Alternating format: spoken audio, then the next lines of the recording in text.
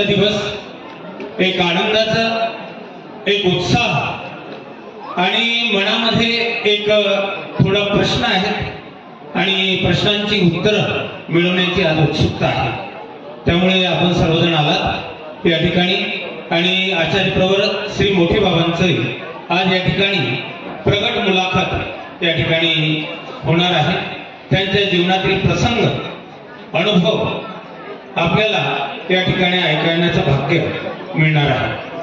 आपण दररोज शास्त्राची पोथी ऐकतो, परंतु आज आचार्य प्रवर श्री मोठे बाबांच्या जीवनाची पोथी आणि त्या पोथीची पानं या ठिकाणी आज उलगडण्यात येणार आहेत आणि आपण सर्वजण अत्यंत भाग्यवान आहोत की अशा या थोर आधारवड अधिकरणाचं सानिध्य आपल्याला लाभत आहे। त्याचबरोबर शास्त्र महज असं थोरलं प्रकरण त्यांच्या मुखारबिंदामधून आपण ग्रहण करीत आहोत।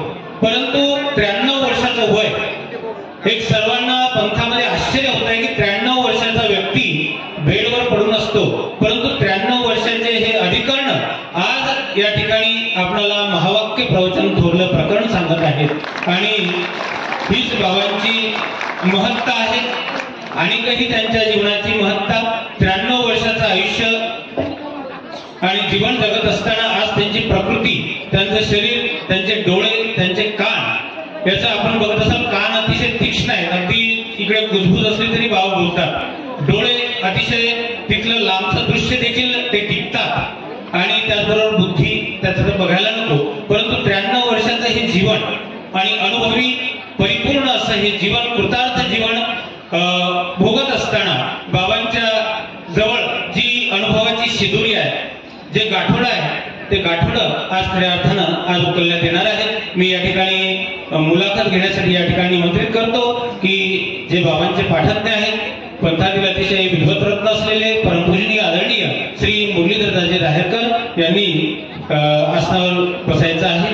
त्याचप्रमाणे एक तपस्विनीमधून आपण एक प्रतिनिधी या मुलाखतीसाठी घेतलेला आहे। तपस्विनींच्या मनामध्ये असलेले प्रश्न ते देखील त्यांचं उकल बाबांच्या मुखारबिंदातून होईल।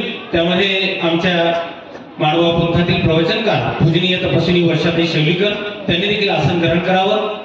वासनिक हा पंथाचा पाया आहे, एक स्तंभ आहे आणि त्यामध्ये सन्माननीय श्री प्रकाश शेट्टी घुगे या कार्यक्रमाचे मुख्य आयोजक प्रकाश शेट्टी घुगेंना मी या ठिकाणी आयोजित करतो। वासनिक कुळाच्या वतीने आपण देखील या ठिकाणी यायचं आहे। त्याचप्रमाणे वासनिका तरी म्हणता येणार, वासनिकच म्हणावं लागले, महिला भगिनी आमच्या श्रुतिकाताई त्यांनी देखील आसनावर विराजमान व्हावं। आता या ठिकाणी मुलाखतीला प्रारंभ करत असताना सर्वप्रथम सर्वांची आणि आचार्य प्रवर श्री मोठे बाबांची क्षमा मागतो। अधिक वृत्तीचा दोष या ठिकाणी घडत आहे, आपल्या श्रमाने या ठिकाणी बसावं लागत आहे आणि आपल्यापेक्षा उच्च आसनावर आम्ही या ठिकाणी बसतोय। इथे थोर थोर आचारवंत स्मरणशील या ठिकाणी आहेत आणि त्यांच्यासमोर आम्ही या ठिकाणी आसनावर बसतोय, तरी कृपया सर्वांनी माफ करावं, क्षमा असावी। प्रकाश घुगे यांनी या ठिकाणी यायचं आहे, कारण वासनिक देखील एक स्तंभ आहे, पंथाचा आधारस्तंभ आहे आणि वासनिकांचे देखील प्रश्न असतात आणि ते देखील या ठिकाणी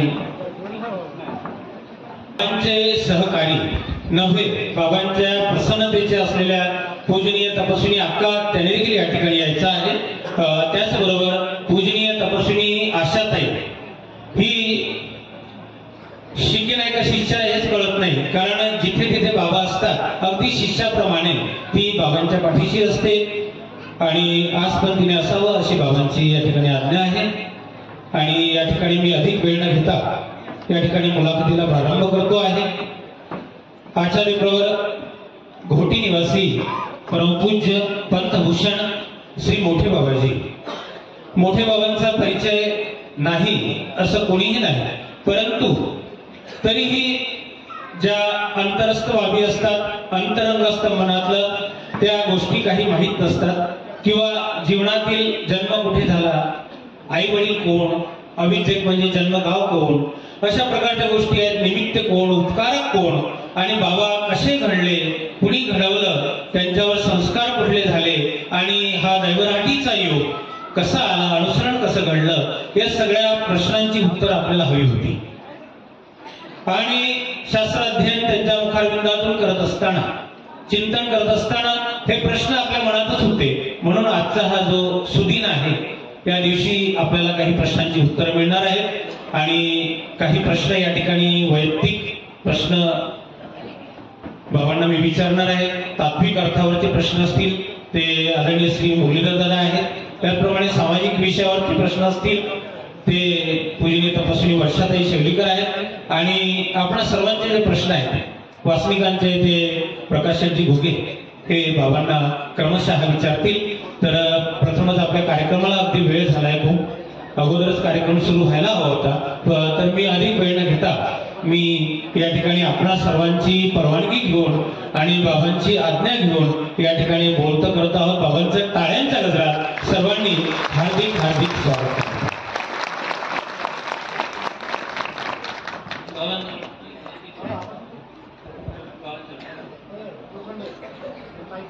या ठिकाणी श्रीमद महावाक्य प्रवचन सोहळा दिनांक 23 फेब्रुवारी पासून या ठिकाणी संपन्न होतो आहे.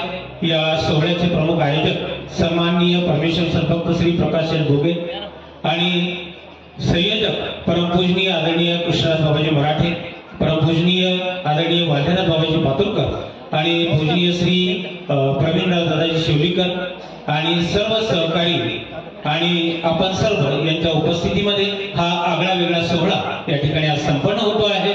आणि त्याचा लाभ बाबांच्या जीवनातील काही अज्ञात पानं आपण अजून उलगडणार आहोत. तर मुलाखतीला या ठिकाणी प्रारंभ करतो आहे.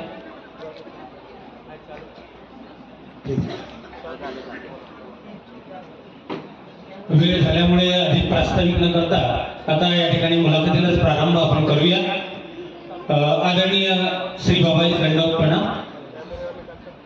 आपल्या मनातील अंतर्मनातील विचार आम्ही आज ऐकण्यास उत्सुक आहोत. आणि प्रथम जो प्रश्न आहे तो आता सामान्यतः नदीचं मूळ आणि ऋषीचं कुळ विचारू नये म्हणतात, परंतु प्रत्येकाच्या मनातली उत्सुकता पाहून की बाबांचं जन्मगाव कोणतं, त्याचप्रमाणे बाबांच्या मातापित्याचं नाव काय, त्याचप्रमाणे बाबांचा जन्म कुठे झाला आणि जन्म झाल्यानंतर बाबांचं प्रथम नामकरण काय करण्यात आलं याची उत्तरं बाबा आम्हा सर्वांना पाहिजे. प्रश्न विचारला हो, मला प्रश्न प्रश्न सर्वांचे आहेत बाबा. पूजनीय श्री दत्तराज बाबाजी पंजाबी मानवाश्रम श्रीरामपूर हे बाबांची अंगलक सेवा या ठिकाणी दररोज करत आहेत. अत्यंत पंथाशील विनम्रशील असं असलेलं व्यक्तिमत्व. बाबांना विनंती आहे की आपण ज्ञान मंचावर यायचं आहे. पूजनीय श्री दत्तराज बाबाजी धन्यवाद. सर्वांना सादर दंडवत प्रणाम. मला प्रश्न विचारला आहे, बाबा तुम्ही कुठे होता आणि कुठे जाणार आणि आता सध्या कुठे आहात? मी कुठे होतो, बेलगाव तराळी नावाचं एक गाव आहे, इगतपुरी तालुक्यात आदिवासी पट्टा आहे. आणि आदिवासी पट्टा असल्यामुळे आम्ही आदिवासीच आहोत. आदिवासीमध्ये आमची गणना आहे. आणि माझा जन्म वास्तविक जर पाहाल तर मुंबईला झाला. मुंबईला भायखळा येथे हेन्स रोड सुंदर गल्ली येथे माझा जन्म झाला आहे. 15 जानेवारी 1932 या दिवशी माझा जन्म झाला आहे. त्या दृष्टिकोनातून आपण आपल्याला जर म्हटलं की ह्या 15 जानेवारीपासून मला आता 94 वर्षात मी पदार्पण केलेले आहे. आता या 94 वर्षाचा आढावा जन्मापासून आतापर्यंत घ्यायचा म्हटला म्हणजे काही गोष्टी मला आठवतात, काही आठवत नाही. वास्तविक मुंबईला जन्म झाल्यानंतर 4-5 वर्षे मी वास्तविक मुंबईलाच होतो असं आई सांगते. आणि आमचे वडील डॉकयार्डमध्ये, मुंबईला डॉकयार्डमध्ये सर्व्हिसला होते. डॉकयार्ड म्हणजे गोदी, तेथे वास्तविक सर्व्हिसला होते. त्यामुळे मुंबईला हेन्स रोडमध्ये माझं बालपण गेलं. आणि मग नंतर तेथे शाळेत जाण्याचा प्रसंग आला नाही. तेथून मग काही कारणामुळे आमच्या आईला घरी यावं लागलं. घरी काही कारणामुळे यावं लागलं, कारण आमचं मूळचं गाव नांदूर जे उठलं नांदूर, ते नांदूर आमचं मूळचं गाव. आणि ते मूळचं गाव असल्यामुळे त्या गावची आमची एक आजी, म्हणजे वडिलांची आजी होती. वडिलांची आजी म्हणे बेळगावला माझी इस्टेट आहे, तिथे कोणीतरी हवं आहे. म्हणून मग निवड केली आमच्या आईची निवड केल्यानंतर देहाची आई, बरं का, देहाची आईची निवड केली. मग आम्ही सगळे बेळगावला आलो. बेळगावला आल्यानंतर तेथे मी बालपणापासून शिक्षण घेत राहिलो. 1ली, 2री, 3री, 4थी, 5वी, 6वी, 7वी. 7वीला वाचले त्यावेळेला व्हर्नाक्युलर फायनल असे हे होतं, शाळा होती. तर व्हर्नाक्युलर फायनलमध्ये त्यावेळेला नाशिकला फक्त दोन सेंटर होते, नाशिक आणि मालेगाव. नाशिकला वास्तविक रुमठा हायस्कूलमध्ये आपलं रुमठा गर्ल हायस्कूलमध्ये आमचे नंबर लागले होते. त्यावेळेला नंबर शोधण्याकरता आम्ही 2 दिवस अगोदर आलो. 2 दिवस अगोदर आल्यानंतर माझा नंबर होता 1734. गर्ल हायस्कूलमध्ये जी यादी लागली होती त्या यादीमध्ये माझं नामकरण होतं 1734मध्ये. 1734मधून मग तो नंबर लागला इथे रुमठा हायस्कूलला. आणि 7वीची परीक्षा दिली. पिंपळगाव बहुला इथे माझे आईचे आजोबा होते, कचूदादा नागरे. त्यांनी आम्हाला दररोज शिदोरी आणून द्यायची. आणि नाशिकला आम्ही आमचे जे शिक्षक होते सर्व मुले आम्ही जे 7वीला परीक्षेला आलो होतो तिथे आम्ही सर्वजण राहायचो. ते आमचे मामा आजी आम्हाला घेऊन यायचे शिदोरी. अशा तऱ्हेने आम्ही 7वा वर्ग कसा दिली, 7व्या वर्गाची परीक्षा दिली. 7व्या वर्गाची रिझल्ट लागल्यानंतर रिझल्टमध्ये मी वाचलो नाशिक जिल्ह्यामध्ये दुसरा आलो. नाशिक जिल्ह्यात दुसरा आल्यानंतर तेथे पहिला नंबर मालेगावचा होता. मालेगावला कोणताही एक विद्यार्थी होता. दुसरा नंबर माझा होता. मला बक्षीस मिळालं. इगतपुरी तालुक्यात त्यावेळेला तालुका मास्तर असायचे. सगळ्या तालुक्यातल्या शिक्षकांचे बॉस ते असायचे. मग त्यांनी मला वास्तविक सांगितलं आमच्या शिक्षकांना की तुला इगतपुरीला यावं लागते. मग इगतपुरीला मला वास्तविक आमचे शिक्षक घेऊन गेले. आम्हाला बक्षीस मिळालं. काय बक्षीस मिळालं? 10 रुपये. ती नोट एवढी माहिती का, ती नोट एवढी इतकी लांब नोट होती, इतकी लांब. आणि ते 10 रुपये पाहिल्यानंतर मी तर माझी डोळे भरून आले. आणि एक हँडकरची म्हणजे रुमाल मिळाला. एक रुमाल आली, ते 10 रुपये. मोठा आनंद झाला मला. आणि मग घरी आलो. थोडक्यात सांगायचं म्हणजे अशा तऱ्हेने 7वा वर्ग पास झाला. वडिलांनी परत सांगितलं की त्याला इथे 7वी पास त्याला मुंबईला पाठवून द्या. मुंबईला मला पाठवण्यात आलं. मुंबईला गेल्यानंतर तेथे मी असं आपलं नाईट स्कूल होतं. नाईट स्कूल म्हणजे आपलं चर्चगेटच्या जवळ आंबेडकर सोशल नाईट हायस्कूल, आपलं Siddharth night high school, Ambedkar Siddharth night high school, तेथे मी वास्तविक शिक्षण घेतलं. दिवसा वास्तविक वडिलांच्या बरोबर जायचं, त्यांना मदत करू लागायची आणि रात्री शाळेमध्ये जायचं. अशा तिथे मी मॅट्रिक झालो. त्यावेळची मॅट्रिक झाल्यानंतर पुढे मग शिक्षकाने आमचे राज्यपालचे जे शिक्षक होते, हा जरा बरा याला तुम्ही पुढे शिकवा. पण पुढे शिकवल्याबद्दल माझ्या वडिलांनी थोडे कानावर हात ठेवले. आणि मग नंतर मी म्हटलं वडिलांना मी भाऊ म्हणत असेल, त्यांना म्हटलं मला थोडंसं पुढे शिकवलं. बरं तुझी इच्छा आहे कर म्हणायचं. मग त्यावेळेला प्री युनिव्हर्सिटी होती. प्री युनिव्हर्सिटी मी पास झालो. आणि त्याच्यापुढे मात्र वडिला सांगितलं नाही तुला आता घरी जावं लागतं. थोडक्यात सगळ्यात मुंबईला असताना मुंबईला जोपर्यंत होतो तोपर्यंत मला एका साधूचा परिचय झाला. ते साधू पिंपरी गवळी येथे राहत असत. खामगाव तालुक्यातले पिंपरी गवळी. नेहमी ते तेथे यायचे. क्राफ्ट मार्केट वगैरे या परिसरामध्ये भायखळा परिसरात यायचे. तर एक दिवस मी त्यांना पाहिल्यानंतर मी थोडासा वेगळा गेलो, आकर्षित झालो त्यांच्याकडे. वास्तविक दिसायला पॉवरफुल होते. पण ते पुढे मात्र थोडक्यात सांगायचं म्हणजे मग त्यांनीच त्यांना म्हटलं मला दीक्षा घ्यायची, मला यायचं तुमच्याबरोबर यायचं. आणि म्हणजे लोक नाव ठेवतील नका, तू कशाला जाऊ आमच्याबरोबर. मग खूप मागे लागलो. शेवटी मी असं ठरवलं पळून जायचं आपण इथून. पळून जाण्याचा प्रयत्न केल्यानंतर सगळ्यांनी माझ्यावर निगराणी लक्ष ठेवलं. मग ते बुवाजी काय म्हणे, तू आता असं कर, मी पुढे जातो, माझ्यासोबत येऊ नको. माझ्यासोबत जर तू आला तर हे लोक मला फटकारल्याशिवाय राहणार नाही. मग माझ्यासोबत येऊ नको, तू मागू नये. मला पैसे दिले, पण जो पैसे नव्हते. त्यांनी मला पैसे दिले, काहीतरी 20 एक रुपये दिले. 20 रुपयामध्ये मग मी ते निघून गेल्यानंतर 4-5 दिवस राहिलो आणि माझे स्वाध्यायी होते, त्यांना मी विचारलं, ते म्हणे काय हरकत नाही, मी तुला मदत करतो, जा. आणि ते होते वास्तव बख्तरपूरचे. बख्तरपूर हे बख्तरपूर आहे ते बख्तरपूरचे. त्यांनी मला मदत केली, जा म्हणे. कारण ते देखील या पंथाचे अनुयायी होते. ते पंथाचे अनुयायी असल्यामुळे ते मला मदत करू शकले. आणि त्यांनी पाहिलं की काही हरकत नाही, हा हुशार आहे, जाऊ द्या याला. आणि मग त्यांनी मला गाडीत बसून दिलं. गाडीत बसून दिलं, सांगितलं तू खामगावला उतर. ते खामगावला म्हणजे तुला पहिल्याला उतरावं लागेल भाई. कशाला? ते कुठं स्टेशन खामगावला जाण्याकरता ते स्टेशन असतं ना, जलमला उतरलो. जलमला उतरलो आणि तिथे रात्रीला उतरल्यानंतर थोडा थंडी वाजायला लागली. मग मी आपल्या स्टेशन बाजूला पुढे बसलो आणि मग नंतर गाडीची वाट पाहत बसलो. गाडी आली खामगाव, झुमझुम गाडी होती लहान. मग ती आली, त्या गाडीमध्ये बसलो. खामगावला गेलो. खामगावला गेल्यानंतर तिथून मला पत्ता दिलाच होता की पिंपरी होळी. तिथून मग मी पिंपरी होळी, मला 8 किलोमीटर असेल ते, 8 किलोमीटर. मग पिंपरी होळीला गेलो. पिंपरी होळीला गेल्यानंतर तिथे मग 1-2 महिने राहिलो. 1-2 महिने राहिल्यावर मला ते काही बरं वाटलं नाही. बरं वाटलं नाही मला तिथलं ते सगळं.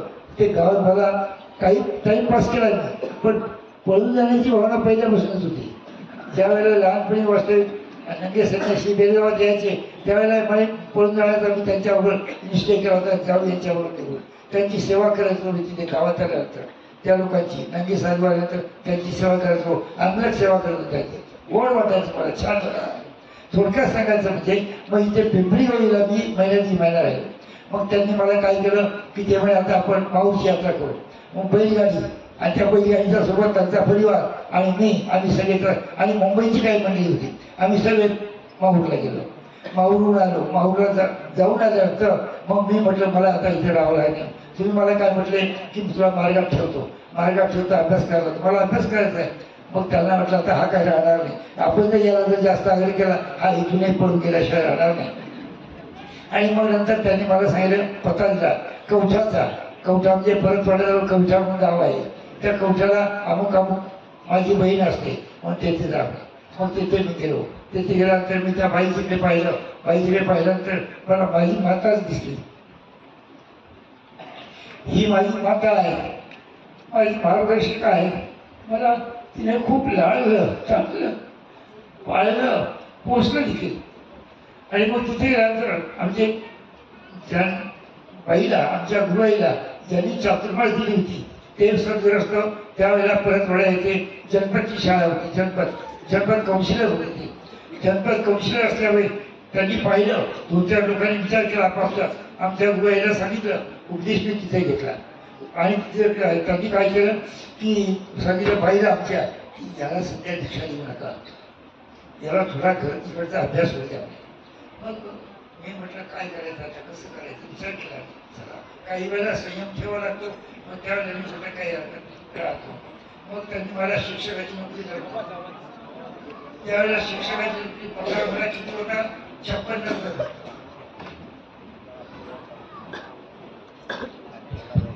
56 रुपये पगार होता.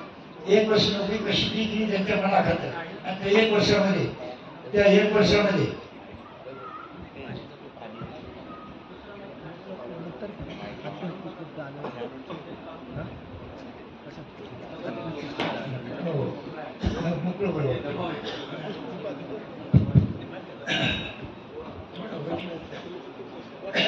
मग नंतर त्यांच्या मनाखातर मी सर्व्हिस केली.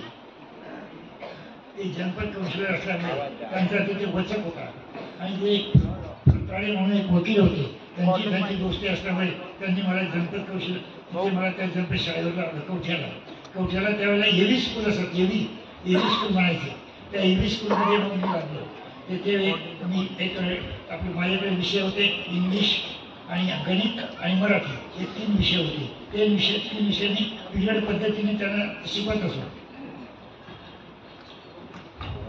आणि मग नंतर शिकवत असताना सगळे तिथं पण मी उदास तीच होती माझी की कधी इथून निघेल मी या पिंजऱ्यातून, असं मला वाटायचं. आणि त्यांचं मात्र माझ्यावर अगदी चांगलं मांजरीसारखं लक्ष असायचं. मांजरीचं जसं लक्ष असते एखाद्या भक्ष्यावर, तसं वाटते त्यांचं लक्ष असायचं एकदम.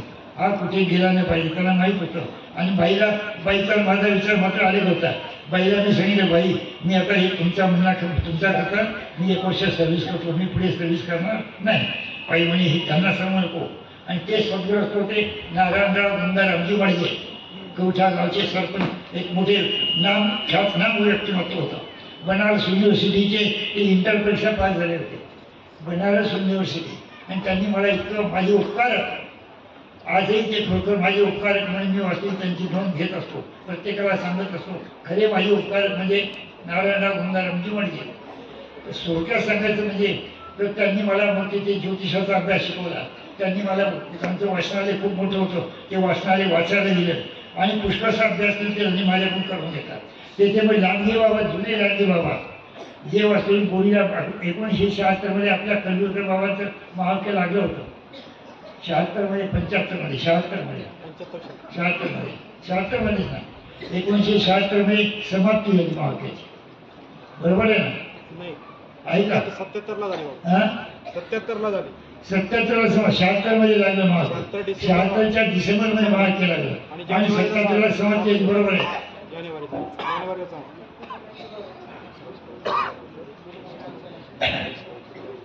आता तुम्ही आता एक ठेवलं की ऋषीचा कुळ याचा कुळ शोधू नये, पण मी आता सगळं समोर सांगतो, तुम्हाला वेळ झाला हरकत नाही. माझ्यावर तुम्ही दागवा काही करा. मग त्यानंतर त्यांनी काय सांगितलं मला की तुम्ही आता लांडगे बाबा होते, लांडगे बाबाला चातुर्मास दिली होती. लांडगे बाबांना चातुर्मास दिली. लांडगे बाबा कोणते? 1976 मध्ये करुळकर बाबांचं महावाक्य बोरी येथे झालं, त्या ठिकाणी वाचवले लांडगे बाबांचा ध्यान झाला. ते लांडगे बाबा, हे लांडगे बाबा कवठ्याला चातुर्माशीला होते. मग त्यांनी वाचले, मला जवळ घेतलं. काय दीक्षा घ्यायची का? म्हटलं हो बाबा. मग इथे कशाला आला तू? म्हटलं तुम्ही होते म्हणून आलो. मग ते म्हणे माझा अभ्यास कर. म्हटलं काही हरकत नाही. मग त्यांनी थोडं वर म्हणजे मला काही गोष्टी ध्याना म्हणतात, तो लाभ गेला हात भाग्यवंता. ही खांडेरी यांची आपली याच्यातली आहे, कशाची? आपलं ध्यानामृत स्तोत्र, ध्यानामृत स्तोत्राची ही खांडणी अजिबात विसरू नको. तो लाभ गेला हात भाग्यवंता, या पृथ्वीला तू प्राप्त होऊ नको, तो लाभ जाऊ देऊ नको तो हातातून. बरं म्हटलं काय हरकत. मग त्यांनी मला पुष्कळशा काही गोष्टी ऐतिहासिक गोष्टी सांगितल्या. काही म्हणजे पहिले तिथे आमची गुजरातची शाळा त्याची आपली इकडची, ते बाबा होते एक पहिले, त्या बाबांचं नाव काय मला आठवत नाही आता.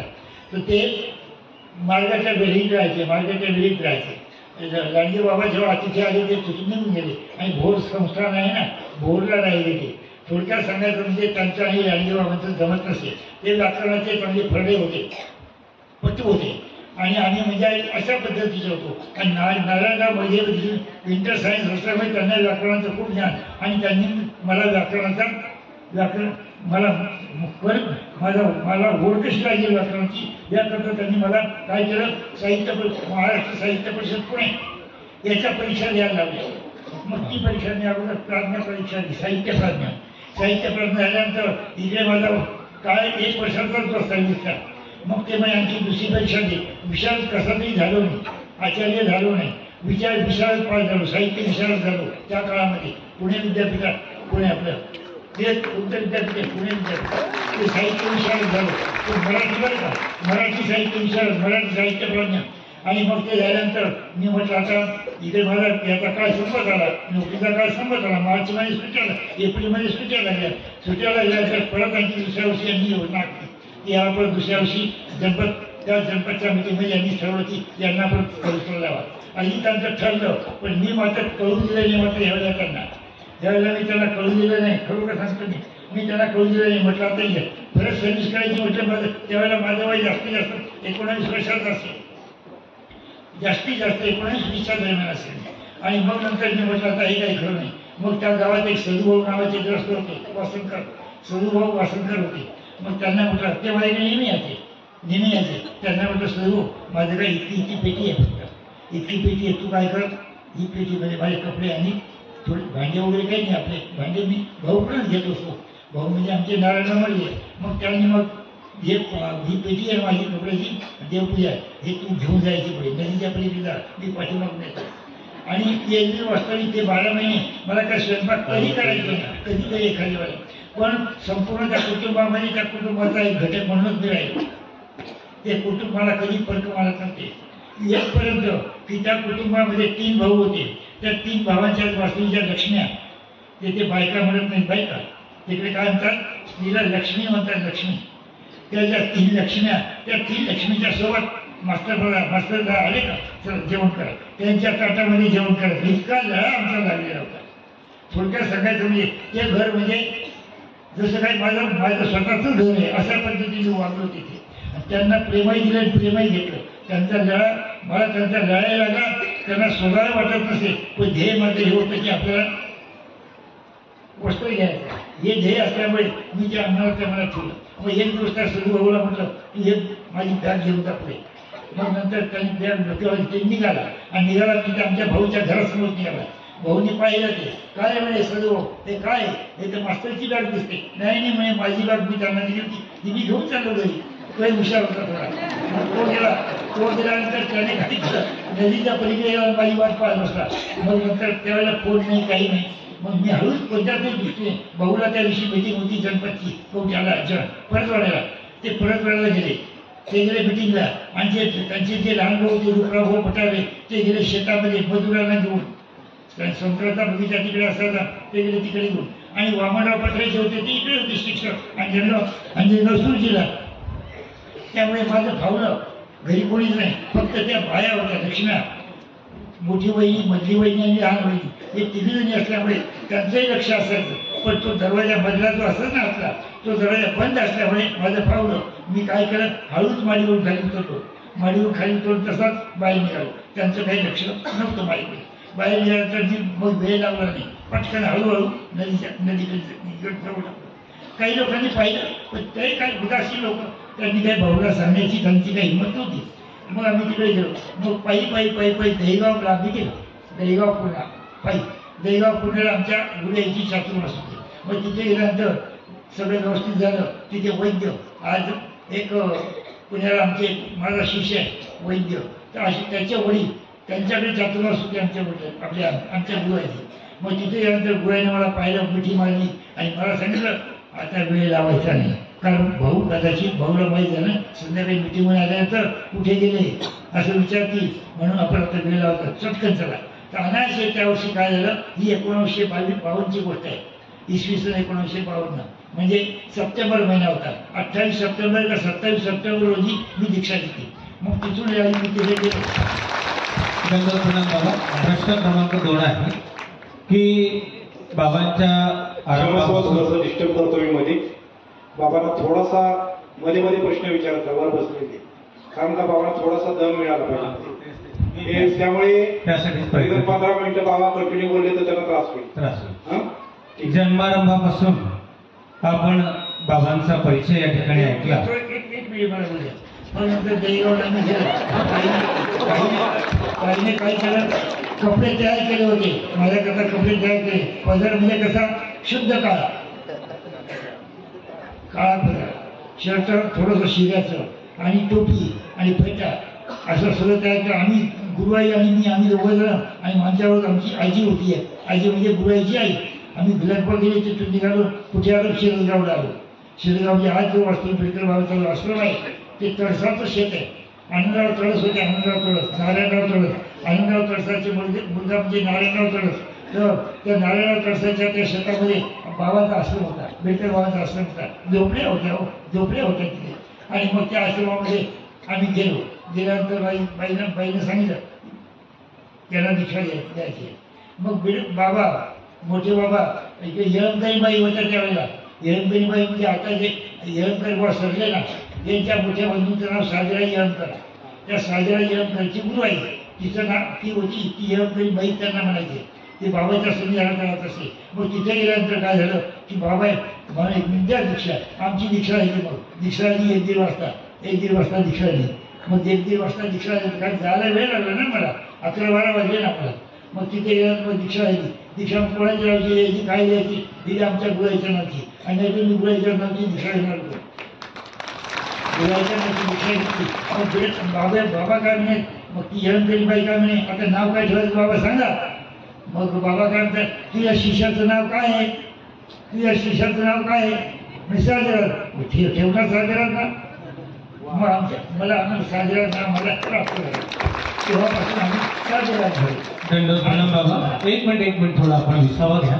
आपल्या प्रकृतीला पाहून किंवा स्मृती आठवणी ज्या असतात मनात उत्संबळून येतात आणि उत्संबळ त्याचा एवढा होऊन जातो की मनुष्य साहजिकच बोलायला लागून जातो. बाबांचा आपण बघितलेला आहे जन्म 15 जानेवारी 1932 साली मुंबई म्हणजे देशाची आर्थिक आणि महाराष्ट्राची राजधानी अशा या महानगरीमध्ये झाला. आणि जो भाग्यवान जे परिवार आहे म्हणजे गामणे परिवार अत्यंत भाग्यवान म्हणावं लागेल. त्यांच्या पोटी म्हणजे माता गौबाई आणि पिता कचरू बाबा यांच्या उदरी यांच्या पोटी हे रत्न जन्मलं. टाळ्या वाजवून आपण सर्वांनी स्वागत करायचं आहे. सर्व मराठी पंथाचे होते. 4 भाऊ बाबांचे होते. बाबा पूर्वाश्रमीचं आपलं नाव काय होतं? शंकर. बाबांचं शंकर नाव होतं आणि शंकर आणि साधेरात इथपर्यंतचा प्रवास बाबांनी आपल्याला सांगितलेला आहे. आणि बाबांचं जे जीवन होतं कर्मराठीतलं उच्च विद्या विभूषित असल्यामुळे आजही त्यांच्या बोलण्यामधून त्यांच्या बोलण्यात असलेला चोखंदळपणा आपल्याला जाणवतो. मोजके शब्द नीटनेटकं राहणं ही बाबांची स्वभाव शैली आहे आणि ती आपल्याला सर्वांना आता बघायला मिळते आहे. आणि दुसरी गोष्ट आपण शाळेमध्ये शिक्षक झाल्यानंतर एवढी नोकरी असताना एवढं वैभव असताना सुख असताना पैसा हाती खेळू लागलेला असताना देखील आणि या ठिकाणी मात्र विपरीत घडलेलं आहे. मुलं शाळेतून पळतात तर या ठिकाणी मास्तरच शाळेतून पळून गेलेले आहेत आणि ते पळून गेले त्या परमेश्वर मार्गाकडे जाताना त्या परमेश्वर मार्गाकडे वाटचाल करण्यासाठी त्यांनी पळवाट ही शोधलेली आहे आणि पळून गेलेले आहे. त्यांचं पळणं देखील हे अत्यंत महत्वाचं आहे त्यांच्या उज्ज्वल भवितव्यासाठी भविष्यासाठी. तर अनुसरणापर्यंतची वाट आपण सांगितली बाबा. परंतु आपल्या श्री गुरुआईंचं नाव आणि जे निमित्त गुरु होते त्यांचं पुनश्च एकदा नाव आम्हाला आपण सांगावं.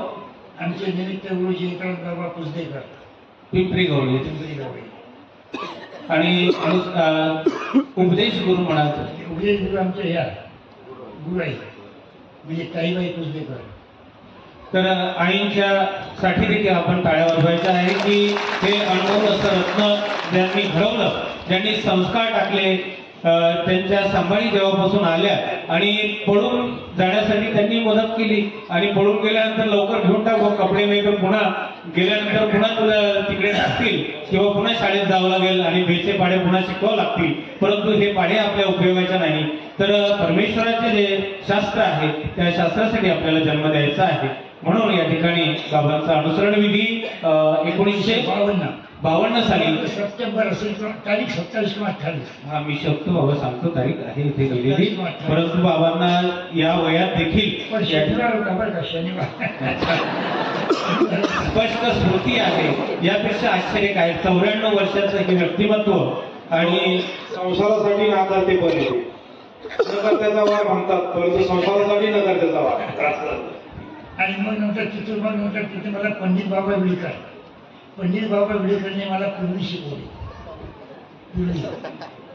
पूर्वीचे धडे काय पूर्वीचे न यानंतर मुरलीधर दादाजी आपल्याला प्रश्न विचारतायत. बराच वेळ झाला आपण सर्वजण बाबांच्या कर्मराठीचा जो संपूर्ण जीवन प्रवास आहे हा संपूर्ण जीवन प्रवास बाबा आपण सर्व जनतेला आपण कथन केला. खरं तर हा सगळा पळवापळवीचा प्रवास आहे. आजच्या धावपळीच्या जगामध्ये माणसाला म्हणजे शांत ज्या ठिकाणी बसता येत नाही अशा कालखंडामध्ये आपण एक वेगळ्या प्रकारची वाटचाल करत माणसाच्या जीवनामध्ये कशा पद्धतीनं त्या म्हणजे संसाराचा त्याग करून या परमार्थाकडे आपली जी वाटचाल आहे या वाटचालीचा प्रवास आपण सर्वांना कथन केला. परंतु बाबा आम्ही जाणू इच्छितो की खरं तर आपण या परमार्गामध्ये आपण प्रवेश करते झाला. परंतु खरं तर एका चांगल्या नोकरीवर एक शिक्षक ज्यावेळेस एक विद्यार्थी बनतो वास्तविक शिक्षकाच्या जीवनामध्ये अध्यापन करावं विद्यार्थी घडवावेत या अशा जीवनाच्या एका चाकोरीवर एका वाटचालीवर येत असताना आपण स्वतःला विद्यार्थी म्हणून ज्यावेळेस एका वेगळ्या जाणीवेतून स्वतःला सादर केलं तर त्यावेळेसचे अनुभव आम्ही आपले जाणू इच्छितो. तर बाबा आपण आपल्या ज्यावेळेस पंथी शिक्षण ज्यावेळेस आपण पंथी शिक्षण घ्यायला सुरुवात केली त्यावेळेसचे काही महत्त्वाचे काही अनुभव जर आपण आम्हाला जाणवले कथन केले तर त्या दृष्टिकोनातून विद्यार्थ्यांना आपल्याला काही अनुभव आपल्या उराशी किंवा आपल्या पदराशी बाळगता येतील अशी एक सर्वांची प्रांजळ इच्छा आहे. धन्यवाद. अगदी खरं. त्यावेळेला सुरुवात माझी अशी आहे, सुरुवातीला वास्तविक मला इकडे काही धडे मिळाले नाही. मुंबईला असताना ज्या साधू बरोबर मी ऐकत होतो, ज्या साधूबद्दल मला आकर्षण होतं तेथे मला काही हे धडे मिळाले नाही. मग नंतर म्हणून ते धडे घेण्याकरता इथे आलो मी. तर तेथे वास्तविक शिक्षकाची नोकरी नाईलाजाने करावी लागते. माझा उद्देश एकच होता, फक्त पळून जाणे संन्यास घेणे हा उद्देश होता. बाबा बाबा आपल्या मनात हे आलं कशामुळे असं की बाबा हे सर्व काही तयार करावं इथे मुंबईला आले. ते साधू मुंबई मायेची नगरी आहे ना. बाबांना विचारलं साधू याचे ते दररोज संस्कार हे काय करायचे जरा शिदोरी कार्यक्रम म्हणजे सत्संग घ्यायचे. त्या सत्संगामध्ये मी वास्तविक प्रवेश केला होता. त्यामध्ये प्रवेश केला होता आणि ज्यांनी मला भक्तपूरवाल्यांनी ज्यांनी मला वास्तविक मदत केली पळून जाण्याकरता ते देखील त्या सत्संगामध्ये येत असत. मग त्यांनी ते माझ्यापेक्षा मोठे ते मला पुन्हा सत्संगामध्ये वाचून ते साधू काही जे बोलायचे ते मी ऐकायचो. मानवापंत पुस्तक मला त्याने वाचायला दिलं. मानवापंत पुस्तक वाचायला दिल्यामुळे माझा काय झाला, माझ्या डोक्यात थोडा प्रकाश पडला. मला वाटतं मारुतीची भक्ती आवडत होती. पूर्वकाळामध्ये मारुतीला पाणी घालायचो. खरं सांगायचं म्हणजे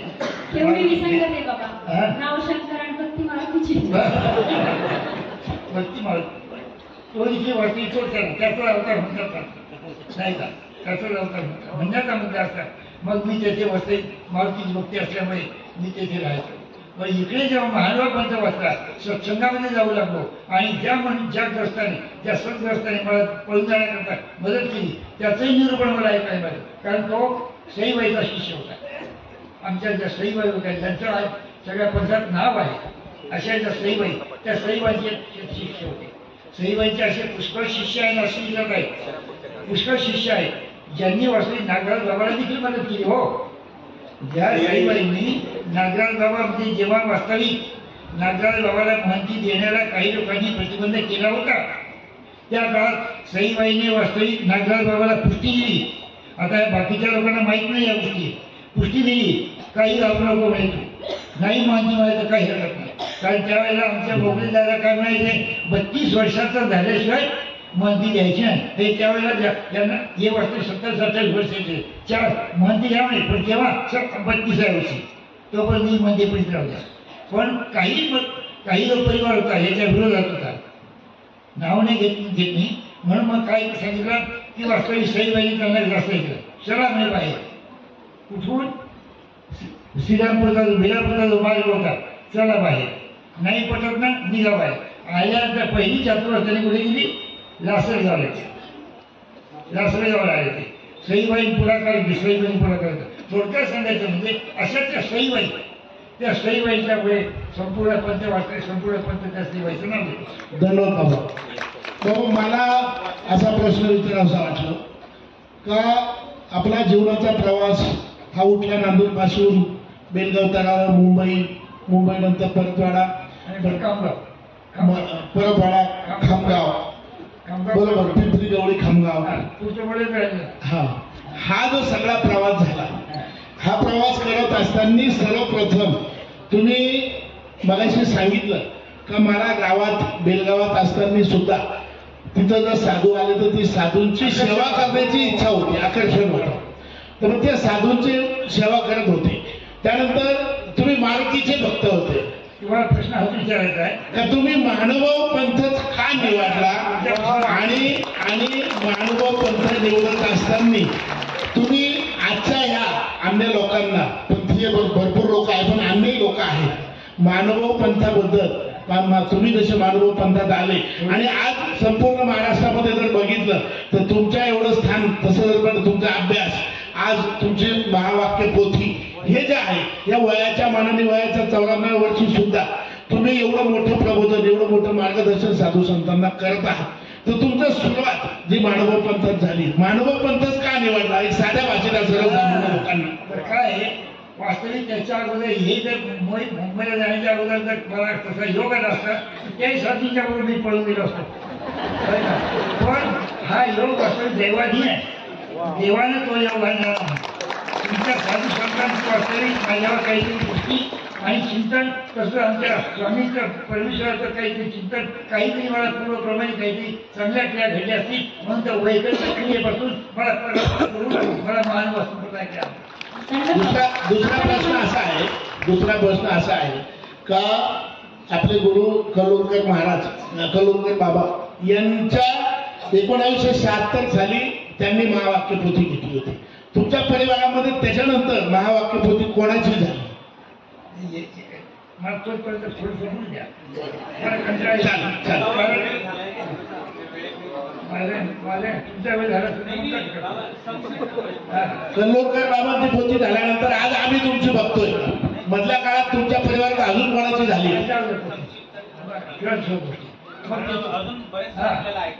दीड महिना मी अमरावतीच्या मार्गात राहिलो. तिथून मग नंतर शिवडकर बाबांच्या मार्गात गेलो. पहिली माझी चातुर्मास देवावर झालं. तर मी पहिली गोष्ट मी ऐकली याची आपल्या सोमठाण्याची. बाबा अमरावतीच्या मार्गाचा योग आपला कसा? अमरावतीच्या मार्गात जवळ स्थिती होता. मला एकाने कोणीतरी सांगितलं की आता तुम्ही वरती येथून कल्लूरबाबांच्या मार्गात जा.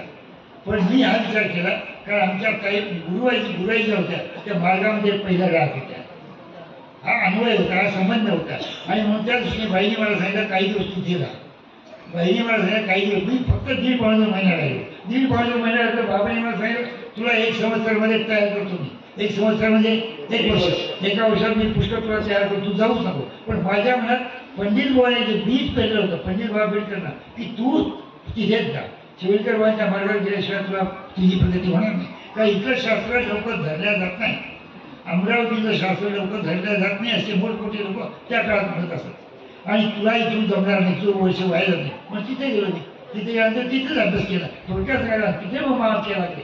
काही तिथे महावाक्य आमच्या भावांचे महावाक्य लागले. त्याच्यानंतर वास्तविक आणखी कोणाचं महावाक्य लागलं, आमच्या बाबांचं महावाक्य लागलं, बेडकर बाबांचं महावाक्य लागलं, हात महावाक्य लागलं. आणि सोनकरचा त्यांचं दृष्टांत सुद्धा लागलं. आणखी इकडे याला नेरी हिवरखेडला महावाक्य लागल्या. तर अशा काही ठिकाणी यांनी महावाक्य ऐकलं. आणि नंतर आमचं एक महावाक्य म्हणजे खरं अमरावती गावाचं महावाक्य 1959 मध्ये लागलं. 1959-60 त्यामध्ये लागलं. 60ला समाप्ती झाली. तत्पूर्वी बिडकर बाबांचं महावाक्य त्याच वर्षामध्ये लागलं होतं सुरुवातीला. आणि त्यांचं झालं 9 महिन्यानंतर आमच्या बाबांचं महावाक्य लागलं, म्हणजे अमरावतीच्या बाबाचं. त्या महावाक्यामध्ये आम्ही म्हणजे बोधवंत म्हणून आम्हाला पदवी मिळाली तिथे की आई यांना काहीतरी कळतं. बोधवंत म्हणजे पूर्ण ज्ञानी होत असणं तर काहीतरी यांना कळतं. आणि थोडक्यात सांगायचं म्हणजे मग तिथून मग आम्ही वास्तविक त्या मार्गामध्ये राहिलो. तेथे मी 9-10 वर्षाचा काळ घातला. कुठे कल्लूरकर बाबांकडे मी जवळ 10-1 वर्ष तिथे राहिलो. तेथून मग मी परत तिथे अमरावतीला आलो. पण आता शंकाप्रयोग म्हणजे आमची कौमुदीचे सूत्र पाठ केले त्याप्रमाणे आम्ही शंकाप्रयोगाची जी वास्तू मांडणी असते ती तिथे झाली आमची सगळी. आम्ही झाल्यानंतर मी असं म्हटलं तर चर्चा करता आपण अमरावतीला जावं. बोला प्रश्न. बाबा एक महात्म्यांचा एक प्रश्न आलेला आहे बाबा की आपल्याला शास्त्रबोध झाला हे आपण कसं ओळखावं? आत्ताचा जो तुम्ही जो संदर्भ सांगितला त्या संदर्भाच्या आधारे विचारतो. अर्णव मुनी दादा म्हणून त्यांनी विचारलं. अर्णव मुनी दादा म्हणून त्यांनी आणि ते ऐकणे नक्षोभे आणि ते देखणे नक्षोभे ही वृत्ती आपल्या अंगात आली की मात्र समजायचं की आपल्याला पुढे झाला. आता बाबा थोडा वेगळा प्रश्न.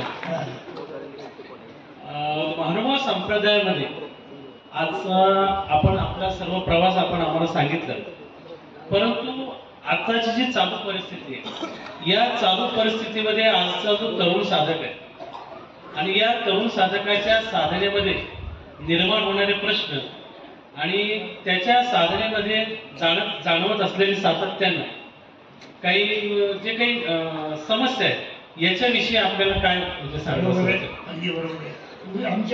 आमच्या काळामध्ये या गोष्टी उपस्थित होत नव्हत्या ज्या आता उपस्थित होतात. आमच्या काळामध्ये फक्त बे एके बे पोथी एके पोथी याच्यामध्ये दुसरं काहीच नव्हतं. त्यामुळे आमच्या डोळ्यापुढे हे प्रश्न नव्हते. आता काय झालंय, पोथी एक पोथी बाजूला राहिलेली आहे आणि निरनिराळ्या समस्या आमच्या डोळ्यासमोर आल्या आहेत, मोबाईल आमच्या समोर आले. आम्हाला वाटते आता आमचं चित्त जे आहे ते ब्रह्मविद्येचे आहे आणि इतर गोष्टीच आहे. आता गोष्ट एकच आहे, समाजकार्य आणि अध्यात्म कार्य याच्यामध्ये जर आपण विचार केला, हेच माहित ना तुम्हाला. आता वास्तविक चलविचलताची निर्माण झालेली आहे, चलविचलता निर्माण झालेली नाही. तुम्ही असं म्हणताय, पण आमचा जो आता जो शिक्षकाचा साधक आहे तो उलट आणखी मनापासून उठलेला आहे, कर्तृत्वाला उठलेला आहे की आता आपल्याला जास्तीत जास्त प्रवचन करायचे, आपल्याला जास्तीत जास्त धर्म प्रचार करायचा आहे. जर लोकांना वास्तविक अन्य धर्मापासून प्रवृत्त करून इकडे परधर्मी लावायचे. आता तो फक्त एकच आहे की त्यावेळीची वास्तविक जे माध्यम होतं ते वेगळं होतं, यावेळीचं माध्यम एकदम चांगलं आहे म्हणून लवकरात लवकर प्रचार होतो. त्या काळामध्ये लवकर प्रचार होत नव्हता कारण आम्ही वास्तविक पोथी देखील कोणाला ऐकू देत नव्हतो. आम्ही जेव्हा पोथी बाबांनी सांगितलं तर चिंतन याला जायचो ना, कुठे झाडाखाली जायचो तर कोणी जर आले तर आम्ही गप्प राहायचो. अशी आमची त्या काळची वृत्ती होती. आज ती वृत्ती आपल्यात राहिली नाही. का राहिली नाही? मी याच्यात वाईटपणा काहीच नाही, यात म्हणजे ती वृत्ती राहिलेली म्हणजे दोष भाव नाही याच्यात चांगली गोष्ट आहे की लोकांना अज्ञान लोकांना काहीतरी त्यांना समजलं पाहिजे म्हणून जास्तीत जास्त वस्तू आपण काय केलं पाहिजे, अध्यात्माची पेरणी याच्यामध्ये केली पाहिजे, समाजामध्ये केली पाहिजे. हा विचार आजच्या तरुणामध्ये जाणवतोय. आपलं पंथ आता समाजाभिमुख झाला आहे. आता आम्हाला समाजात राहावं लागतं. एक काळ आपला असं होतं की आपण फिरस्तीने राहतो, आता आम्ही समाजात राहतो म्हणजे इथे राजकारण आलं, अर्थकारण आलं, समाजकारणही आलं. म्हणजे असं जगत असताना या काळावधीत या समाजाने जर आम्हाला काही प्रश्न विचारला की लीळा चरित्राचा जर आपण विचार केला तर सर्वज्ञ श्री चक्रधरांनी या महाराष्ट्राला, थकलेल्या महाराष्ट्राचा थक काढलेला आहे. म्हणजे अवघा महाराष्ट्र स्वामींनी उज्ज्वल केला, उदयान्मुख केला. हे स्वामींचा जो कालावधी, त्याच्यानंतर आपला पूर्वजांचा जो कालावधी होता त्यावेळी समाजाला जे मिळायचं ते मिळालं बाबा. पण आज लोकांनी जर आम्हाला विचारलं की तुम्ही समाजासाठी काय करता तर आम्ही काय सांगावं. आता आपल्या अर्ध्या प्रश्नाचं उत्तर मी बघा दिलं. अर्धा प्रश्न जो राहिला त्याचं उत्तर असं आहे की समाजासाठी आता पुष्कळ समाजासाठी आता हे सोहळे होऊन राहिले. हे काही केवळ अनुसरलेल्या साधकाकरता आहेत का? सर्वाकरता यासाठी आहे की त्यांना जी वास्तविक काहीतरी चव लागावी, टेस्ट लागावी, कशाची? तत्वज्ञानाची, अध्यात्माची. म्हणून त्यांच्या उपयोगी पडण्याकरता काही गोष्टी अशी जे मोठमोठे सोय होतात, भेटकाळ होतात, महाकाची सोय होतात, महाका वगैरे अशी जी सोय होतात, तर हे सोय आम्हाला समाज कार्याच्या रूपाने आम्हाला वास्तविक आणखी सांगता येतील, लोकांना निरूपण करता येईल. धन्यवाद बाबाजी. आपण ब्रह्मविद्याशास्त्र अध्ययन करत असताना आपली दिनचर्या कशी होती आणि त्या दिनचर्येमधून आपण जो आपला अनुभव सांगत आहात, आपले जवळपास 50-70-80 वर्षापूर्वीचा कालखंड आणि आज आम्हा नवतरुणांसाठी, नवयुवकांसाठी आणि आजची दिनचर्या ही आमची कशी असावी आणि आपली कशी होती याबद्दल आपण मार्गदर्शन करा. त्याविषयी दिनचर्येत आणि आजच्या दिनचर्येत पुष्कळ तफावत आहे. आमची दिनचर्या जर आपण विचारली आणि आम्हाला कोरकी मिळायची खायला, आम्ही काय करतो, बाबाची पोथी ऐकली म्हणजे आमची स्वतःची, आमच्या डोळ्यापुढे एकच होतं की पोथीतले सर्व अंगाने आम्ही परिपूर्ण झालं पाहिजे. पोथीतले शंकरप्रद आमच्या मुखपाठ झाले पाहिजे. स्थळातले जे वस्तू तत्वज्ञानाची मांडणी आमच्या बाबांनी कशी केली, कसं काय सांगतात, हे सगळं बाबांचे जसे शब्द असतील तेच शब्द आमच्या जिभेवर ठसले पाहिजे, ते शब्द आमच्या जिभेतून बाहेर पडले पाहिजे, याची आम्ही कसोशीने काळजी घेत असतो. आणि दुसरी गोष्ट की झाडाखाली जायचं आणि आपलं मनन करायचं. 4-5 लोक आम्ही बसायचो. फाटे बाबा होते माझ्या जवळ. आता ज्यांची कृती धाराशिव बाबाचे सगळे हट्टीचे ते माझी जाळी होते. फाटे बाबा होते म्हणजे आपलं मुकुंदराव दादा आमच्या गावचं. म्हणजे वास्तू याताची जे सुशीलाबाई आहे याची ब्राह्मण आहे तिचे गुरुबा. आणखी आमचे माझी जाळी आणखी वांदेशकर बाबा वृद्धपूरचे जे सर होते, गोविंदराव वांदेशकर, ती एक जाळी होती. आणखी एक जाळी होती आमचे रुस्तुमराव मेहकरकर म्हणजे धारुरकर बुवा मेहकरकर. आज ते हयात आहे, ते कधी कधी माझ्याबरोबर येतात आणि जेव्हा इथे माझे तुमचा कार्यक्रम झाला त्यावेळेला त्यांना बसायला जागा नव्हती. मी उठून बसलो आणि त्यांना माझ्याजवळ बसवलं. सगळे लोक आश्चर्य पाहिलं, म्हटलं माझी जाळी आहे पुढे पाण्याची. शेवटी ही जाळी आमची सुटली. धाराशिवकर बाबा आणि मुकुंदराव यांना आम्ही सोडलं आणि ते आणि मी आम्ही दोघं जण सकाळपासून दुपारपर्यंत पाळ्या घ्यायला आम्ही मुकुंदरावला सांगितलं की तुम्ही आमचं पाळ्या घ्या. की दिल्लीच्या केसराज होते त्यांना पाळ्या घ्यायला सांगायचं, पाळ्या तुम्ही घ्या. मग कधी आंब्याची पंगत असो काही असो, पण आम्ही त्या आंब्यावर कधी वासना घेऊ नये. एक आंबा हात सोडतो का घेतो कसं नाही घे, खातो की नाही कर, म्हणून आम्ही कधी त्याकडे लक्ष नाही. फक्त एकच गोष्ट आमच्या डोळ्यापुढे होती, फक्त पोथीशिवाय दुसरं आमचं लक्ष नव्हतं. बाबा, सर्वसामान्य जनतेतून असा प्रश्न आहे का मानव जातीनं शुद्ध शाकाहारी जीवन का जगलं पाहिजे आणि कृष्ण भक्तीच का केली पाहिजे? शुद्ध शाकाहारी यासाठी की वास्तविक शुद्ध शाकाहारी अन्न जैसा खावे अन्न वैसा होय मन. जसं तुम्ही अन्न खाल तसं तुम्ही वास्तविक तुमचं मन तयार होईल. ही जी म्हण आहे ही वास्तविक मानव संप्रदायाची म्हण नाही, ही अन्य संप्रदायाची. सर्व आणि मानव संप्रदाय सोडून इतर लोकांमध्ये ही म्हण प्रसिद्ध आहे, जैसा खावे अन्न वैसा होवे मन. जसं तुम्ही अन्न खाल तसं तुमचं मन तयार होईल. आता अन्न जर वास्तविक शुद्ध शाकाहारी असेल, शुद्ध शाकाहारी म्हणजे वास्तविक काय, त्याच्यामध्ये एक प्रकारचं सात्विकता आहे, ते सात्विक अन्न आहे. आणि तुम्ही जर वास्तविक मांसाहार जर केला, सडका अन्न आहे ते. मग प्राण्यांची हत्या करून त्या प्राण्याचा जीव घेऊन त्या प्राण्याची हत्या करून ते अन्न तुम्ही वास्तविक तुम्हाला त्या रस वाटत असेल, मटण म्हणा, बोंबील म्हणा, आणखी काही म्हणा, शब्दाचे उच्चार करावे वाटत नाही, परंतु तुम्हाला प्रचिती हवी यासाठी म्हणतो, तुम्हाला किळस निर्माण झाली पाहिजे यासाठी मी असं म्हणतो. मटण जर खाल्लं तर समजा तो बोकडच तुम्ही खाल्ला, त्या बोकडाला जीव काय म्हणत असेल, कोंबडीचं मटण खाल्लं तर कोंबडी काय म्हणत असेल, हा विचार आपण करतो का? पुढच्या जन्मी तुम्हाला कोंबडी व्हावं लागेल, पुढच्या जन्मी तुम्हाला कोंबडी व्हावं लागेल, पुढच्या जन्मी तुम्हाला बोकडं व्हावं लागेल, हा विचार आपण करत नाही. कारण हे जे जन्ममरणाची शृंखला आहे, ही शृंखला एकामागे कधी तुम्हाला नर देह मिळेल, कधी तुम्हाला पशुदेह म्हणजे वाघाचा देह मिळेल, कधी कोणता देह मिळेल हे सांगता येत नाही. म्हणून आणि ह्या अन्नामध्ये एक प्रकारचा तमोगुण असतो. याला उदाहरण तुम्हाला मी देतो की जेव्हा वास्तविक देशाचं संरक्षण करण्याकरता देशाच्या सरहद्दीवर जी मिलिटरी असते त्यांना लढण्याचं काम असते. लढण्याकरता काय पाहिजे? क्रोध पाहिजे, आवेश पाहिजे, तमोगुणाचा अभिनिवेश पाहिजे. तमोगुणाचा अभिनिवेश असेल तरच तुम्ही वास्तविक त्याचे त्या शत्रूचा निपात करू शकाल. हे तर बरोबर की नाही? म्हणून तेथे वास्तविक मटणाचा जास्त वापर असतो. आता आपला ज्याला अध्यात्माकडे जायचं आहे,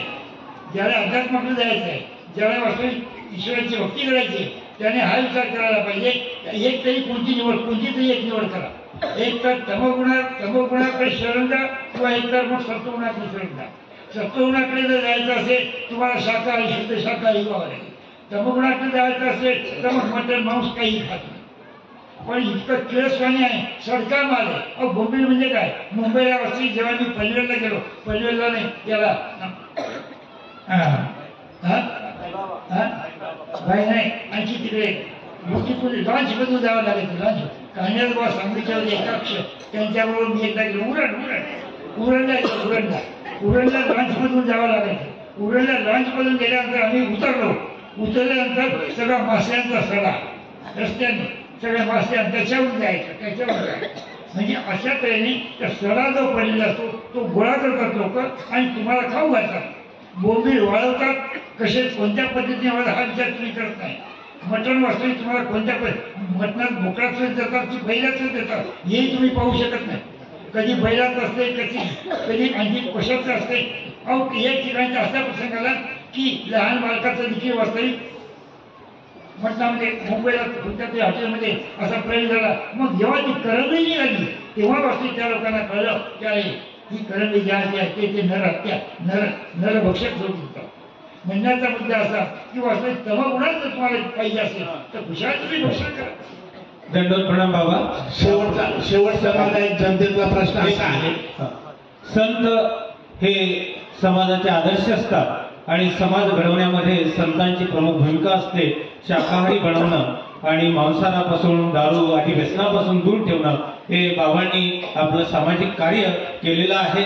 आणि बाबांचं जे कार्यकर्तृत्व होतं. मुंबई येथे जन्म झाला असला तरी वराडचे बाबा होते आणि अमरावती जिल्हा हा भाग्यवानच म्हणावा लागेल. अमरावती जिल्ह्यामध्ये बाबांचं वास्तव्य होतं आणि त्या वास्तव्यातील काही महत्त्वपूर्ण नोंदी माझ्याकडे या ठिकाणी आहेत. त्या बाबांच्या मुखातूनच ऐकायला पाहिजे, परंतु वेळेअभावी मी सांगतोय. या ठिकाणी रामा लसनापूर या गावी बाबांचं 10 वर्ष त्या ठिकाणी वास्तव्य होतं. बाबा बरोबर फक्त हो म्हणा. त्याच्यानंतर 1983 साली आचार्य प्रवर श्री बाबांनी संत संमेलनाचं भव्य दिव्य आयोजन लसनापूर या ठिकाणी केलं होतं. त्या 1983 साली भव्य दिव्य आयोजन लसनापूर या नगरीमध्ये झालं होतं आणि त्या संत संमेलनासाठी प्रमुख उपस्थिती म्हणून ज्यांची होती असे पद्मश्री डॉक्टर व्ही कोलते साहेब ज्यांनी लीळाचरित्र संपादित केलं असे कोलते साहेबांच्या प्रमुख उपस्थितीमध्ये आणि त्याचबरोबर माननीय श्री सुरेंद्रजी भुयार वन राज्यमंत्री, त्याचप्रमाणे त्या काळचे अधिकरण ज्यामध्ये कैवल्यवासी आचार्य प्रवर श्री नागराज बाबाजी, कैवल्यवासी आचार्य प्रवर श्री बिडकर बाबाजी, कैवल्यवासी आचार्य प्रवर श्री कारंजेकर बाबाजी, कैवल्यवासी आचार्य प्रवर श्री उद्धवराज बाबाजी अर्थात बिडकर बाबाजी, त्याचप्रमाणे अनेक उपस्थितीमध्ये भव्य दिव्य आयोजन त्या ठिकाणी संपन्न झालं. आणि त्यानंतर तसं पाहिलं आम्हाला सर्वांना वाईट वाटत आहे, आम्ही अमरावती जिल्ह्याचे आहे, परंतु अमरावतीचे बाबा नाशिककडे आले हे यायला नव्हते पाहिजे. कारण अमरावतीत विद्यापीठ आहे, अमरावतीत लीळाचरित्र सर्व लिहिलेलं आहे आणि अमरावतीत हे एवढं मोठं अधिकरण त्या ठिकाणी अमरावती जिल्ह्यात आहे, परंतु काही कारणावश बाबा या ठिकाणी नाशिककडे आले. भाग्यवान आपण नाशिककरांसाठी टाळ्या बरोबरच आणि नाशिककरांच्या माध्यमातून 94व्या वर्षी बाबांची ही भव्य दिव्य आयोजन या नाशिक शहरामध्ये होत आहे. अत्यंत धन्यतेची बाब आहे. या नोंदी आपल्याला मी काही सांगतोय, त्यानंतर बाबा 5 मिनिटांमध्ये आपलं मनोगत या ठिकाणी व्यक्त करतील. तर बाबांचं आगमन घोटी येथे 1990 साली घोटी येथे बाबांचं या ठिकाणी आगमन झालं आणि बाबांच्या जीवनातील एक मोठा भव्य दिव्य सोहळा, या मंदिर उद्घाटनाचा सोहळा जो होता तो 1997 मध्ये घोटी या ठिकाणी झाला. त्या उद्घाटनासाठी माननीय दिघोळे साहेब मंत्री, त्याचप्रमाणे अनाथाची माय आणि पंथाशी सिंधुताई सपकाळांचा आणि बाबांचा देखील अत्यंत जवळचा संबंध आहे. आणि नव्हे बाबांनी तिला एक प्रेरणा म्हणून आपण स्फूर्ती बाबांनी दिलेली आहे. ती आयुष्यामध्ये उद्विग्न अवस्थेमध्ये असताना बाबांनी खरोखरच तिच्या स्फूर्ती दिली, धर्माचे काही धडे दिले, म्हणून सिंधुताई सपकाळ या माई सर्वांच्या साकार झालेल्या आहेत. अशा प्रकारे बाबांचं घोटी येथे बाबांचं आगमन झालेलं आहे आणि तो भव्य दिव्य सोहळा आपण सर्वही यामध्ये काही साक्षीदार आहेत. त्यामधले राजू दादा काही पाठीमागे प्रश्न आले असतील आपल्याकडे राजूदादांकडे द्यायचं आहे. राजूदादांना सांगा. धन्यवाद. प्रणाम बाबा. मी दौलत सानप बख्तरपूरचं आपण नाव या ठिकाणी घेतलं, खूप आनंद वाटला. संयोजक आमचे प्रवीण बाबा शिवरीकर हे पण बख्तरपूरचे आहेत आणि अशा आठवणी तुम्ही आम्हाला या ठिकाणी सांगितल्या त्याबद्दल धन्यवाद. बाबा, शेवटचा प्रश्न असा होता, आम्ही संसारिक जीवन जगत असताना आम्ही साधू संतांची सेवा का करावी त्याबद्दल थोडं प्रबोधन केलं तर अन्य लोकांचे लक्ष द्या. बरोबर. साधू संत येते घरात दिवाळी दुसरी गोष्ट अशी की साधू संत हे वास्तविक केवळ साधू संत हे केवळ वास्तविक निव्वळ खाण्याकरता नाहीये. साधू संत हे तुम्हाला आम्हाला वास्तविक मोक्षात दाखवण्याकरता आहे. मोक्षाची दिशा दाखवण्याकरता वास्तविक ते येतात. कोणत्याही करिता कोणताही साधू असो, कोणत्याही संप्रदायाचा असो, पण तो केव्हाही तुम्हाला अहिंसक बनवण्याचा प्रयत्न करतो, हिंसेपासून परावृत्त करण्याचा प्रयत्न करतो. एक दुसरी गोष्ट की तुमच्या ठिकाणी असणारा जो नास्तिक भाव असेल तो नास्तिक भाव कमी करून तुमच्या ठिकाणी असणारा आस्तिक भाव तुमचा तो निर्माण करतो, आस्तिक भावना तुमच्या ठिकाणी निर्माण करतो. आणि म्हणून साधू संतांची व गृहस्थाश्रमाला अत्यंत आवश्यकता आहे. याच्यातही देखील सांगितलंय की वास्तविक गृहस्थाश्रम, ब्रह्मचर्याश्रम, गृहस्थाश्रम, वानप्रस्थाश्रम आणि संन्यासाश्रम. म्हणून संन्यास एक ध्यानात ठेवा की हा जो ग्रस्त ब्रह्मचर्याश्रम जो आहे, ब्रह्मचर्याश्रम आणि शेवटचा जो संन्यासाश्रम याची जर तुलना केली तर वास्तविक संन्यासाश्रमाचा पाया ब्रह्मचर्य आहे. आणि ब्रह्मचर्य सोडून वास्तविक मग तुम्ही गृहस्थाश्रमात जातात. ब्रह्मचर्याचे धडे घेतले जातात ते तुम्हाला गृहस्थाश्रमात उपयोगी पडतात. गृहस्थाश्रमात तुमची पाऊल टाकण्याची एकंदरीत दिशा चुकू नये. तुम्ही वास्तविक कोणत्याही वाईट दुर्गुणाकडे वास्तविक जाऊ नये यासाठी चौथ्या आश्रमातील संन्यासी हे तुम्हाला मदत करतात, उपदेश करतात. उपदेश यासाठी करतात की बाबांना तुम्ही जर वास्तविक परमेश्वराची भक्ती केली तर तुम्ही तरुण जाल. म्हणून या जगामध्ये परमेश्वर नाही असं नाही, परमेश्वर आहे. परमेश्वराचे वास्तविक मार्ग साधू आहे आणि ते साधू वास्तविक सगळ्या गृहस्थाश्रमी लोकांना मार्गदर्शन करतात. मार्गदर्शन करण्याकरता साधू संतांचीच जास्त आवश्यकता असते. साधू संतांचा उपदेश गृहस्थाश्रमाच्या मनुष्याच्या मनावर ठसत असतो. गृहस्थाश्रमी माणसाने गृहस्थाश्रमावर जर वास्तविक उपदेश करण्याचा प्रयत्न केला तर वास्तविक इतका तो प्रणवत नाही. याकरता साधूची फार आवश्यकता आहे. दंडवत प्रणाम बाबाजी. एक शेवटचा प्रश्न आहे आणि बाबांच्या आठवणी खरोखर तर कैवल्यवासी महाराष्ट्राधिकरण गुरुवर्य विद्यागुरु द्वैत विद्यागुरु कल्लूरकर मोठे बाबाजी त्याचप्रमाणे कारंजेकर मोठे बाबाजी यांच्या आठवणीची शिदोरी आपल्याजवळ जी आहे ती खरोखरच त्यासाठी आम्ही लालाही करतो अगदी ऐकण्यासाठी त्यांचे प्रसंग.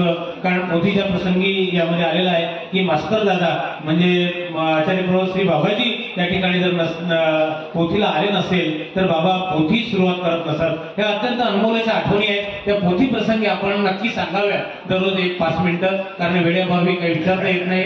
शेवटचा एक प्रश्न या ठिकाणी विचारण्यात येतो आहे. पोथी प्रसंगी बाबा सांगा बाबा काही ना काही दररोज बाबा दररोज पोथी प्रसंगी सांगा. पोथी झाल्यानंतर आपण एक आठवण सांगायची दररोज. आम्हाला आता 7 दिवस आहेत कारण आता वेळेअभावी त्या पोथी प्रसंगी एक आठवण फक्त तुम्ही आम्हाला टच करा. एक आठवण नंतर आपण बाबा पोथीसारखंच आपल्यासोबत बोलतायत. जसे बाबा पोथीशी असं बोलतायत तसंच मुलाखत घेताना सुद्धा बाबांच्या तोंडात शब्द मावत नाही. पण बाबा इथे स्त्री समाज आणि पुरुष समाज या दोन्ही समाज तितक्याच प्रमाणावर इथे आहे. सर्वज्ञ श्री चक्रधरांनी स्त्रियांना दिलेला अधिकार आणि आता समाजकारणाने स्त्रियांना दिलेलं आरक्षण याबद्दल या दोन्ही संबंधाबद्दल आपण काय बोलाल बाबा? आरक्षण आणि अधिकार आरक्षणाचा स्त्रियांना आरक्षण दिलं. आरक्षण आईची सर्वत्र रक्षण लाडकी बहीण योजनेमुळे चाललं तर वास्तविक आरक्षण दिलं कारण अधिकारचा. वास्तविक हा अधिकार आमच्या श्री चक्रधर स्वामींनी ब्रह्मदेवालाच दिलेला आहे. सारण पंडिताचा जो उपास केला सारण पंडिताच्या प्रश्नाला वास्तविक उत्तर त्याच वेळेला दिलं आहे की स्त्रिया तुमचा काही जीव आणि यांचा काही जीवनिया म्हणजे अशा तऱ्हेने वास्तविक स्त्रियांना त्याचे महत्व दिलेलं आहे. स्त्रियांना हा वास्तविक स्त्री तुम्ही पुरुष होऊन असावे. स्त्रिया देखील वास्तविक त्या काळामध्ये कशा होत्या जोखड होतं त्यांच्यावर. एकंदरीत धर्माचं जोखड होतं, परधर्माचं जोखड होतं, सासू वासाचं जोखड होतं. म्हणजे अशा तऱ्हेने त्या गोष्टी त्याचे दुबळे झालेल्या होत्या, निर्बळ झालेल्या होत्या आणि म्हणून स्वामींनी त्यांना संरक्षण दिलं. अधिकार त्यांचा जो आहे पूर्वीचा जो आहे लाडकी मैत्री ह्या वास्तविक कशा होत्या, किती विद्वान होत्या, विदुषी होत्या. त्यांनी मोठमोठे मंत्र तयार केले. एकही त्या पतिव्रता होत्या, त्यांनी लोकांना उपदेश केला. अशा तऱ्हेच्या वास्तविक स्त्रिया जो अधिकार होता तो आमच्या श्री चक्रधर स्वामींनी पुनर्पित चालू केला. आणि आचार्य मंडळींनी तो सुरू ठेवला. कारण आपल्या पंथामध्ये अनेक विदुषींना माहिती प्रदान करण्यात आल्या, त्यांना उच्च आसनावर समान बसून घेण्यात आलं आणि ही एक क्रांती आहे. शासनाने आता आरक्षण दिलं असेल परंतु स्वामींनी त्यावेळेस आरक्षण दिलं. 800 वर्षापूर्वीची स्त्री आहे ती स्वातंत्र्याचा अधिकार. आता जी ही क्रांती दिली याला मूळ कारणीभूत आमचे नागराज बाबाजी कविदासी नागराज बाबाजी यांनी वाटतं. सर्वप्रथम मुंबई येथील वडाळा येथील मंदिरामध्ये बबीबाई पंजाबी आमच्या मोगले दादांची शिष्या तिला मान दिली. पती म्हणून का होईना पण महंत म्हणून घोषित केलं. मग त्यानंतर ही परंपरा सुरू झाली. धन्यवाद बाबाजी. आज आपण पिढ्यानपिढ्या आपण उपदेशी आहोत असं प्रत्येक घरामधून आपल्याला आवाज येतो आणि आपल्या आजोबा पंजोबांपासून सांगितलं जातं.